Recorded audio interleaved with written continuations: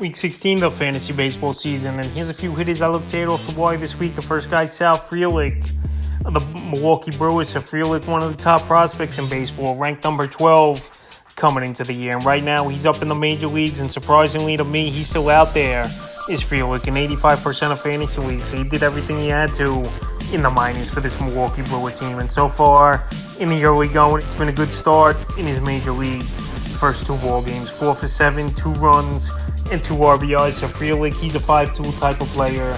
He could do a little bit of everything. And this Brewer team, we know they're in a pennant race, either for the wild card or winning the division over there. So right now, after the whole season, pretty much Frelick was doing good things down there in AAA. I know he's banged up a little bit with an injury. The Brewers called him up, and he could pay big dividends for the Brewers into the playoff push.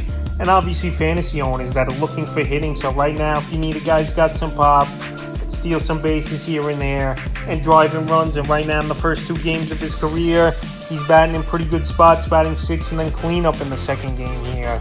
He's definitely a hitter. I would go out there and get his Frelick, and the upside is great. And this late in the season, to get a hitter on your team that can help you out in a big way as a third outfielder or utility hitter, you can't go wrong. So I would give Frelick an edge this week. Next hit is Albert Kirilloff for the Minnesota Twins. It's been a down year for Kirilloff, but all of a sudden, he's found something and made adjustments, and he's starting to hit the baseball at a great rate here for this Minnesota Twin team. So Kirilloff on the season, numbers, like I said, aren't great. 8 home runs, 32 RBIs, 22 runs scored, 279 average, though he got that average up to, and a 370 on base. So the last month of the season, he really caught up a lot with Kirilloff, where his stats were down in the dumps in the last month. 4 home runs, 19 RBIs, 9 runs scored, a 311 average, and a 336 on base percentage. So right now available still in tons of fantasy leagues here is Kirilloff in 73% of leagues. And he's a former top prospect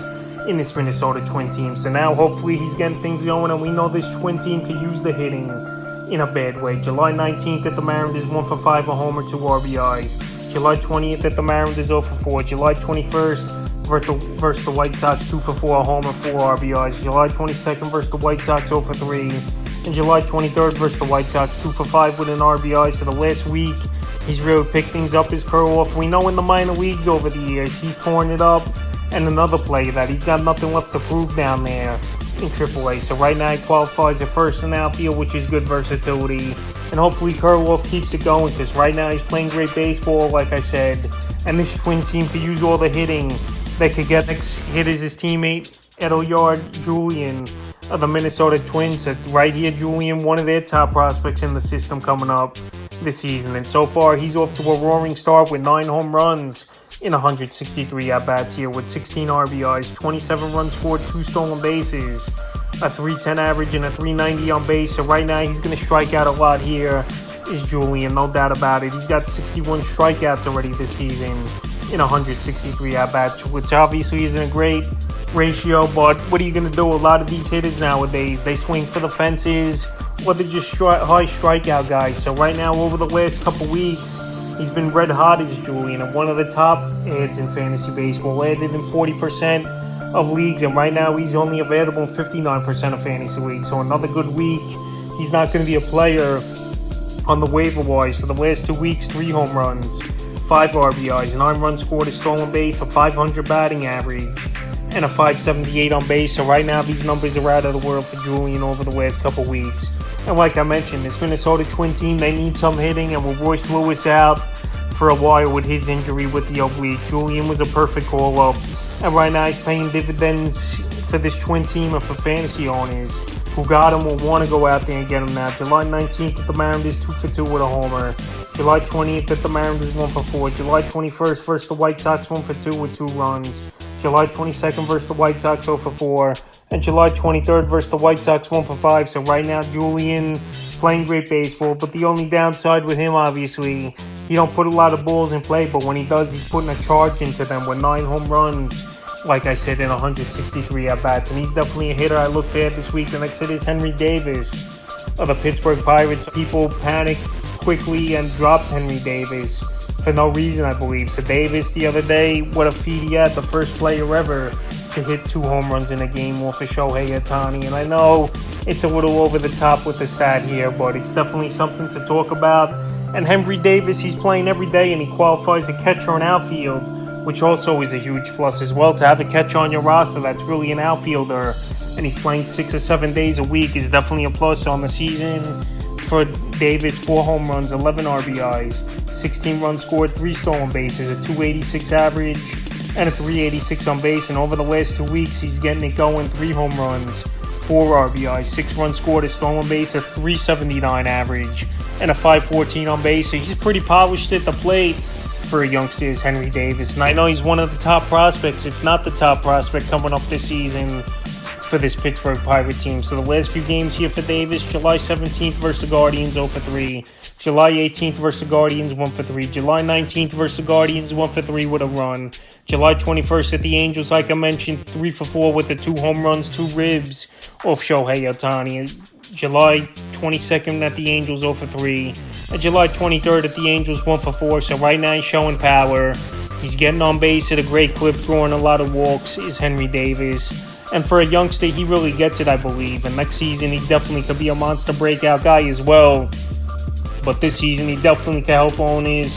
And if you're in a keeper league, a dynasty league as well, that's just another plus here to have Davis on your team. Available not in many fantasy leagues, surprisingly in 46% of fantasy leagues. Next hit is Mickey Moniak of the Los Angeles Angels. I've mentioned Moniak over the last couple weeks, especially with Mike Trout out with a broken bone in his hand. And we don't know for sure when Trout's coming out. Maybe another 3-4 weeks he'll be back in the lineup. But anyway, Moniak out there in 48% of fantasy leagues. On the season, he is showing major power: 11 home runs, 34 RBIs, 3 stolen bases, 25 runs scored, a 333 average, and a 364 on base. And this is all in only 169 at-bats here for Moniak. And the last couple weeks, he's been on fire as well. 1 home run, 6 RBIs, 5 runs scored, a stolen base, a 429 average, and a 459 on base. A couple things here with Moniak. Obviously, he's not going to keep it up hitting the baseball at this rate.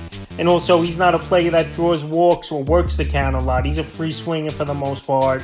And obviously, it could be a good or bad thing here that Moniak is doing that. But right now, he's producing. Like I said, the power is very impressive with the 11 home runs in 169 at-bats. And he's getting the everyday chance now as well. With Trout out, July 18th versus the Yankees, 3 for 4 homer, 3 RBIs, a stolen base. July 19th versus the Yankees, 1 for 5 with an RBI. July 21st versus the Pirates, 2 for 4, run and a rib. July 22nd versus the Pirates, 1 for 4. And July 23rd versus the Pirates, 1 for 4 with a run. So right now, Moniak playing every day. He's producing, and he's also been a hitter right now on a 10-game hitting streak here is Mickey Moniak, which is a good thing to see as well. And he's making the most of his opportunity. So right now, while this might be the last week that owners really have a chance to go out there and get him, this is the time to do it because of ringing power, some stolen bases and RBIs. And like I said, very surprising that he's out there still is Moniak in 48% of fantasy leagues. But that might end pretty quickly. The next hitter is Triston Casas of the Boston Red Sox. So Casas, one of the former top prospects as well in the Red Sox system. And last season, I know he was up with the big club for a cup of coffee in 76 at-bats, 5 home runs, 12 RBIs, a 197 average. But this season here, he's starting to carve out some decent numbers: 14 home runs, 35 RBIs, 42 runs scored, a 244 average, and a 349 on base. So the on-base percentage is good. He's got a good eye at the plate. And this kid definitely has a lot of raw power. And he was the top minor leaguer in their system for a reason. In the last month of the season, he's really catching fire. 6 home runs, 10 RBIs, 13 runs scored, a 345 average, and a 424 on base. So right now, Casas playing every day for this Red Sox team pretty much finally. Except versus the occasional lefty, he's not going to start. But he's mashing righties of late. And he just took Max Scherzer deep as well a couple nights ago. Even though Max Scherzer, I don't think, is the same pitcher he was even 2 seasons ago. But anyway, July 17th at Oakland, 1 for 2 with a run. July 18th at Oakland, 1 for 3. July 19th at Oakland, he pinch hit a couple times, 0 for 2. July 21st versus the Mets, he walked and scored a run. And July 22nd versus the Mets, 2 for 3 with the 2 homies like I mentioned, and 3 RBIs here. First, Max Scherzer. Casas, he has an outside shot this season to hit 25 home runs, finished the year with only 11 more. I know there's only 65 games left, but like I said, as long as he's in the lineup almost every day for this Red Sox team. He's going to bring power. He's going to drive in some runs, and he's going to help an on-base percentage. Obviously, he just has to figure out how to hit lefties a little bit better. But right now, well, he's starting to get things going, and you don't want to miss the boat here with Casas possibly. He's definitely a hitter to pick up this week. The next hit is his teammate Trevor Story, a forgotten man of the Boston Red Sox. I know Story, he's been out the whole season with the elbow injury, but he possibly could come back in the beginning of August. And Trevor Story last season with the Red Sox, he went on a tear at times, but then he was injured as well to miss the remainder of the season. So last year he finished with 16 home runs, 66 RBIs, 53 runs scored, 13 stolen bases, a .238 average, which the average has been low over the last few seasons, and a .303 on base. But obviously Story's a second baseman, one of the weakest positions in fantasy baseball, and I think he helped fantasy owners. And right now he's out there still, Story, surprisingly, in 57% of fantasy leagues. But another round of obviously rehab games, and then he'll be ready for the major leagues. And right now he's already moving up to AAA is the rehab assignment. So right now, since he's been out there the last few days, he's 2 for 8 on rehab. And any week now, Story should be back in the major leagues. If you got room to stash him, or you just think Story's going to do big things here in the last 55, 60 games by the time he comes back, he's definitely a hitter I would add. And we know the upside, and we saw how hot he got at points last season as well with the Red Sox before he fizzled out and got injured. So right now, Story, we know he's got power, and he's a hitter you should pick up this week. The next hit is Wilmer Flores of the San Francisco Giants. So Wilmer Flores, it's been an up and down career for Flores, but one thing for him, he don't miss a lot of ball games, and he qualifies at good positions as well, first, second, and third in fantasy baseball. So on the season here for Flores, 12 home runs, 31 RBIs, 29 runs scored, a .292 average, and a .352 on base. So Flores, he always had a pretty decent eye at the plate. The on-base percentage was always pretty solid, but the batting average throughout his career, .230, .240 hitter. But this season, with the change of rules and the shifting a little bit, he's got that average up to .292, which is pretty impressive. And the last 2 weeks, though, he's pretty much a guy you cannot get out. 4 home runs, 7 RBIs, 7 runs scored, a .429 average, and a .469 on base. So obviously, Wilmer Flores, he's not going to stay at this pace with the crazy numbers. Pretty much getting on base 50% of the time, but right now he's hitting the baseball. He's showing power. He's pretty much got the everyday job, either one of the positions at first, second, third, or DH for this Giant team. And he's been a solid veteran over the last few seasons. So Flores, as a guy, as your utility, or if you have injuries and need a second baseman, he's a good add this week. And right now, available in 72% of fantasy leagues. So the last few games for him, July 17th at the Reds, 3 for 4 homer. July 18th at the Reds, 2 for 3, 2 homers, 5 RBIs, 3 runs scored. July 19th at the Reds, 1 for 4. July 20th at the Reds, 1 for 3 with a homer. And then July 21st at Washington, he sat out. 22nd, he sat out, and then came back July 23rd at the Nats, 2 for 4 in that one. So Flores, he's showing power. He had an amazing series, no doubt about it, at Cincinnati. We know it's a bandbox, but when a player puts up a big week like that, he's definitely a guy you should target on the waiver wire. And like I said, with his versatility as well, just adds more to his value. So I would give him an ad this week, and if he fizzles out in a couple weeks, you just drop him back down to the waiver wire. Next hit is Orlando Arcia, another versatile player who's the shortstop for the Atlanta Braves. Second short and outfield he qualifies for. So he made the All-Star team, we know is Arcia. And right now he's out there in 48% of leagues. On the season, 10 home runs, 34 RBIs, 40 runs scored, a stolen base, a .287 average, and a .340 on base. So another hitter with solid on-base percentage. Batting average has been great this season. By another last couple weeks, haven't been great here for Arcia, but I think he's going to pick things up. And he's in too talented of a lineup not to be getting good pitches and start things up once again. 3 home runs, 6 RBIs, 6 runs scored, a .194 average, and a .265 on base in the last 2 weeks here for Arcia. So like I said, he's in a little bit of a slump, but I think he's going to break out of it. And he's going to get a lot of pitches to see as well, batting 8th in the loaded Brave lineup with Acuna, Matt Olson, Austin Riley, who's been in another planet over the last few days here as well.